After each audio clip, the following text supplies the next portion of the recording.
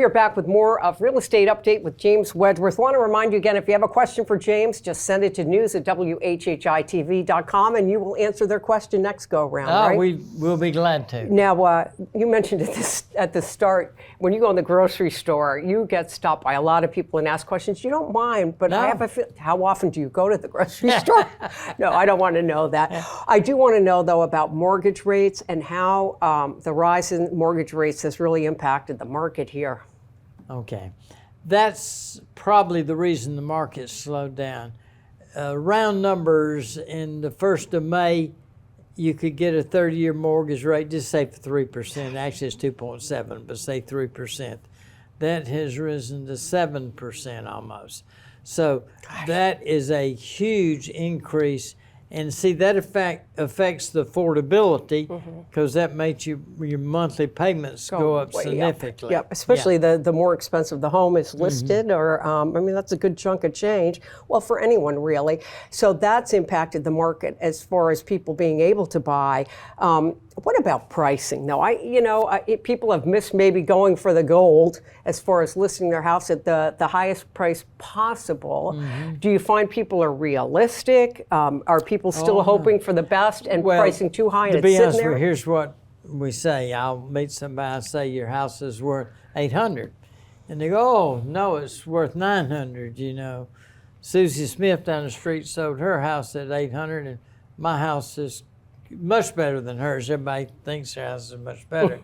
And the market peaked, say, April, okay?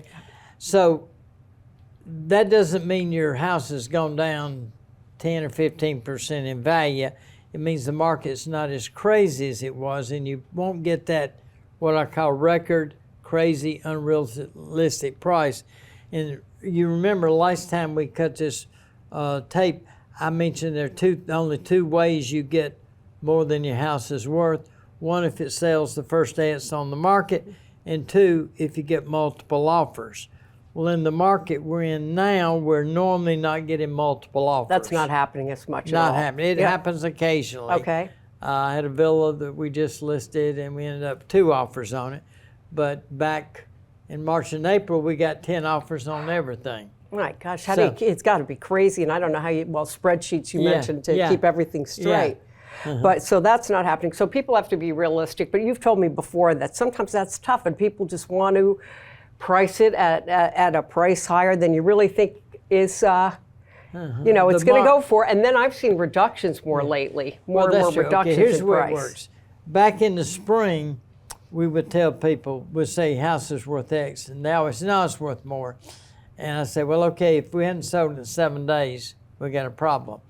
In fact, people will call me and say, I see this house over, what do you think? It's a great house. Well, something's wrong with it. It's been on the market 7 days. Well, it has been on the market 7 days. But so what happens today is people will say, it's what I call the buyers and sellers aren't on the same page, is what I say. The seller, he's still up here because his neighbor sold his house for X. And the buyer's going, well, wait a minute, I hear prices are dropping, so there's a gap right now. Sure. And over time, that will kind of equalize, because the market would tell you what your house is worth. I always tell people there's 2 people that don't determine the price of your house, you and me. The market does. Sure. So if you say my house is worth X, and we put it on the market, and we get a lot of showings, and nobody buys it, then we go, oh, well, why aren't they buying it?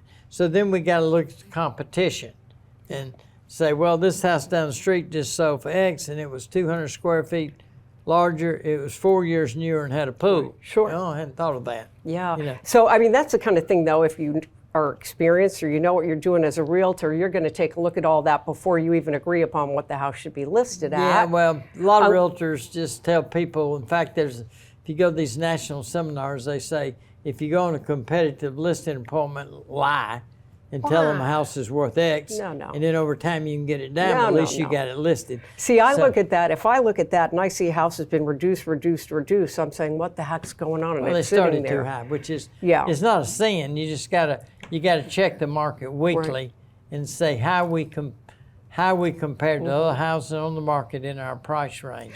But you mentioned mortgage rates. Right.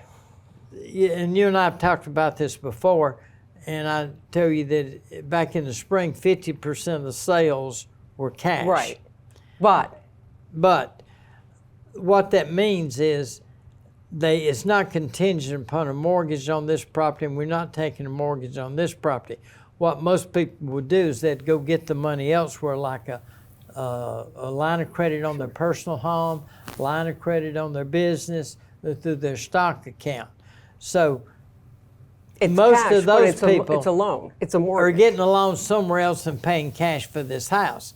So even though they're paying cash for the house, they're borrowing the money on a line of credit. So they're not paying 3%, they're paying 7%. Yeah, those rates are going so up as that well. does affect, if you raise the cost of money, it hurts the real estate market because you buy less house, see?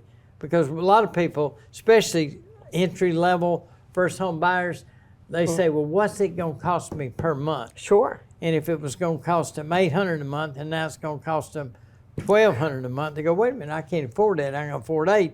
So they have to buy a less expensive house, with smaller house than what they could have bought. But that in the impacts the spring. really high-end real estate as well, doesn't it not? It covers everything. People think it only covers entry level, but it covers interest rates. I mean, 7% and man, versus... I wish they would get down. We got to get this inflation under control. We'll see and what the Fed's happens. trying to fight inflation. I understand that. Hey, listen to this.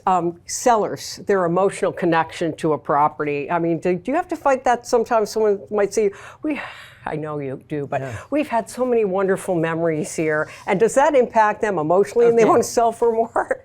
I was listening to the house the other day and the lady said, I want whatever. And I said, no, it's worth this.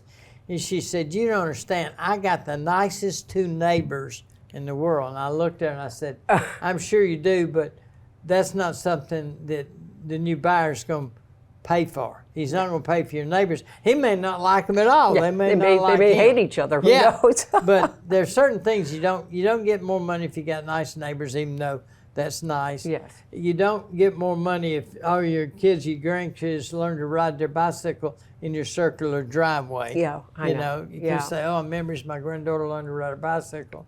So that's nice, but new buyers not going to pay you for that. But that's normal. Yeah, I always ask you this because I relate it to myself. Like where I live needs a little bit of work. We've got kind of the out-of-date bathroom and some things here probably needs new carpeting or hardwood flooring, blah blah blah. At one point you said to me, "Yeah, you don't even need to worry about it. Just put it on the market because there are multiple offers. The buyer will say, "We'll take care of that later. We'll take it." Is that still the case, or do we start no, that's to? Changed. That's changed a little. Remember when I said that people in March and April would buy a house just to have a house? Yeah.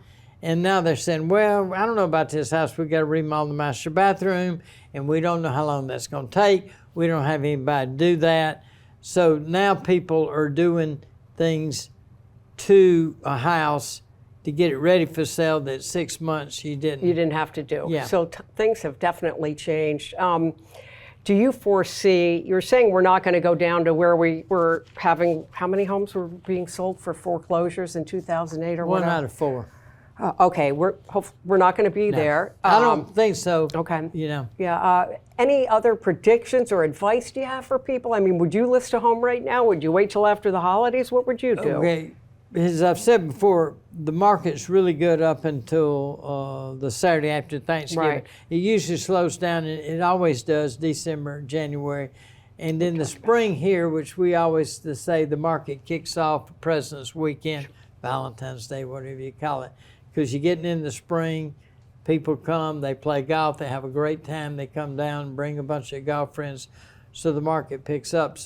But today, we still got some air in the market. It's the phrase I use. What I mean by that, there's still a lot of buyers out there. There are buyers out there that made offers on houses 3 or 4 months ago and didn't get them, and they couldn't find the house they're looking for, but if the inventory increases, they can probably find the house they're looking for. You know, there have been changes, or differences rather, between villa sales and single-family homes. Do you think we're going to see that again? As far the as villa market was hot as, and I actually ran those numbers. In April, on Hilton Head, this is not Bluffton, Hilton Head, we sold 100 villas. And September, we sold 31.